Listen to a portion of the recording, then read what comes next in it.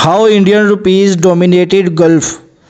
1950 में अगर आप as a Indian Gulf country के अंदर ट्रैवल करते तो आपको कभी भी करेंसी एक्सचेंज जाने की ज़रूरत नहीं पड़ती, क्योंकि यूए, कुवैत, बहरीन, ओमान और कतर में ये सारे मुल्कों के अंदर इंडियन रुपीज़ इस्तेमाल किया जाता था। ऐसा करेंसी के इसलिए कि इंडियन इंडिपेंडेंट होने से पहले इन सारे कंट्रीज़ की जो ऑफिशियल करेंसी थी वो इंडियन रुपीज़ थी, और ये जो सारा सिस्टम है ये ब्रिटिश ने इंट्रोड्यूस किया था।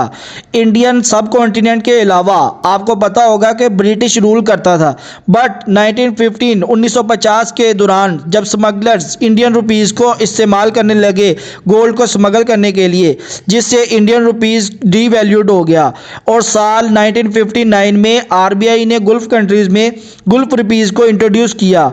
गल्फ़ रुपीज़ को जब दिखने लगा कि इंडियन रुपीज़ जा ही नहीं रहा था, तो इसकी वैल्यू भी इंडियन रुपी जितनी ही थी, जो इन्होंने गल्फ़ रुपीज़ इंट्रोड्यूस कराया 1959 के अंदर।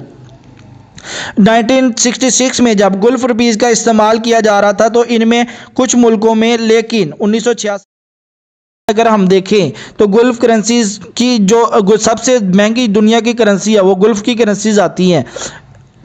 करेंसीज आपको ये जानकर हैरानगी होगी और इसमें कितनी सच्चाई है और ये कैसे पॉसिबल हुआ। वो कंट्रीज़, गल्फ़ कंट्रीज़ जो कि इंडियन रुपीज़ इस्तेमाल करते थे और इंडिया की करेंसी इस्तेमाल कर रहे थे, आज उनकी करेंसी दुनिया की हाईली करेंसीज़ है। इन पे हम एक अलग टॉपिक से वीडियो बनाएंगे।